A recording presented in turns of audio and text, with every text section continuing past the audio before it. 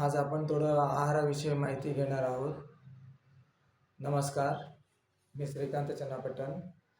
तर बरेच जण वजन कमी करण्यासाठी डाएट वगैरे करत असतात आणि डाएट इतकं म्हणजे हार्ड करतात की ते त्यांच्या शरीराला सूटच होत नाही. आणि इवन डायटिशियनला भेटल्यानंतर सुद्धा डायटिशियनकडून डाएटचा सल्ला वगैरे त्यांना मिळतो, पण ते डाएट सुरुवातीला 8 दिवस त्यांनी वापरून बघावे. त्यांच्या शरीराला त्यांना सूट होत असेल तरच ते कंटिन्यू करावे. वजन कमी करण्याच्या या विषयामध्ये म्हणजे जास्त ताण घेऊन शरीराचं नुकसान करू नये. जेवढं तुम्हाला म्हणजे करण्यासाठी तुमच्या शरीरासाठी ते आरोग्यासाठी चांगलं आहे तेवढंच आपण प्रयत्न करावे. बरेच जण असं डाएट वगैरे करून शरीराचं नुकसान करत आहेत, आजारी पडत आहेत. आता बरेच ठिकाणी पाहायला मिळतो की कित्येक जण असं डाएटच्या या विषयामध्ये खोलात जाऊन स्वतःच्या शरीराचं इतकं नुकसान करत आहेत की दवाखान्यात ॲडमिटसुद्धा होत आहेत. दवाखान्यामध्ये त्यांचं म्हणजे इतकं डॉक्टरसुद्धा त्यांना नंतर समजावून सांगत आहेत की अजिबात तुम्ही असं काही पण करायला जाऊ नका. कारण का वजन वाढण्यासाठी कित्येक दिवस, कित्येक महिने लागलेले असतात. तेवढे दिवस लागलेले असताना वजन कमी करण्यासाठी सुद्धा तुम्हाला काही वेळ लागतो. त्याच्यासाठी तुम्ही थोडा वेळ द्या. अजिबात तुम्ही असं इतकं गडबड करून जर वजन कमी करण्याचा प्रयत्न करायचा असेल तर हे कसं शक्य आहे तुम्हीच सांगा. आपण सुद्धा थोडाफार आपल्या स्वतःसाठी विचार केला पाहिजे. आपण कसं जेवणावर तर आपण कंट्रोल करत नाही.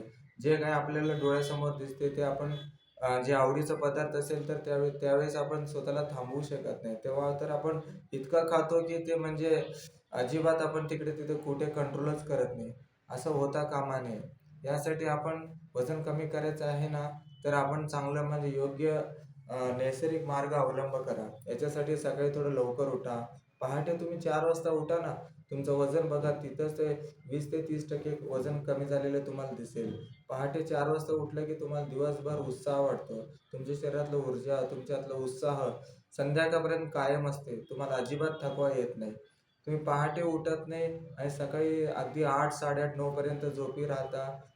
सूर्योदय झाल्यानंतर तुम्ही म्हणजे 8:30-9ला उठता. तेव्हा कसं आपल्याला फ्रेश वाटतच नाही.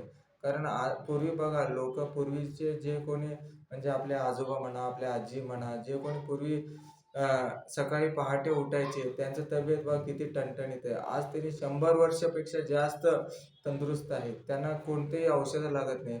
त्यांना म्हणजे ना शुगर ना BP कशाचा सुद्धा त्यांना जास्त त्रास नसतो. आता बघा सध्या आधुनिक जगामध्ये जेवढं म्हणजे आपण स्वतःचं श्रम कमी केलेलं आहे, मेहनत कमी केलेलं आहे. फक्त म्हणजे सर्व जास्तीत जास्त आपण सर्व सोयी सुविधाचं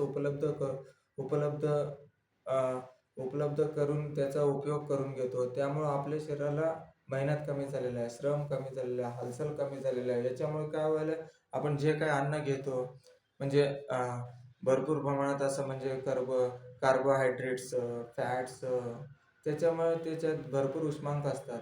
ते घेतलेलं अन्नाचं चांगलं व्यवस्थितपणे शरीराला शोषलं पाहिजे. शरीराला त्याचं पचन झालं पाहिजे. म्हणजे त्याच्यामुळे काय होतं की आपण ते वापर केल्यामुळे आपल्या शरीराचं वजन नियंत्रणात राहते आणि आपल्याला असं वेगळं काही डाएट वगैरे करायची आवश्यकता लागत नाही. बऱ्याच ठिकाणी मी पाहतो कित्येक आजकाल म्हणजे रील्समध्ये वाचायला मिळतो आणि पुन्हा Instagramमध्ये बघायला मिळतो की फक्त फळावरच काही जण राहतात. फक्त म्हणजे एकच पदार्थ खाऊन वजन करण्याचा प्रयत्न करतात. पण हे अत्यंत चुकीचं आहे. तुम्ही थोडं स्वतः सुद्धा ऑब्झर्वेशन करू शकता. अगदी कॉमन गोष्टी आहेत. आपल्याला प्रत्येक गोष्ट डॉक्टर सांगायलाच पाहिजे असं काही नाही. आपण सुद्धा आपलं स्वतःचं आरोग्यावर निरीक्षण करून आपण काही गोष्टी ठरवू शकतो. पण मी म्हणतो की जे आपल्याला सूट होत नाही ते करायलाच नको. वजन कसं तुम्ही कमी करा, त्याच्यासाठी थोडा वेळ द्या. आता लगेचच वजन कमी करायचं म्हणलं तर तसं अजिबात कोणाला सुद्धा शक्य होत नाही. मी खूप आजपर्यंत पाहिलेलं आहे की वजन कमी करण्याच्या विषयावर जास्त म्हणजे फोकस करून आजारी पडलेले आहेत. म्हणून आपण थोडंफार स्वतःची जास्त काळजी घ्या. ओके, धन्यवाद.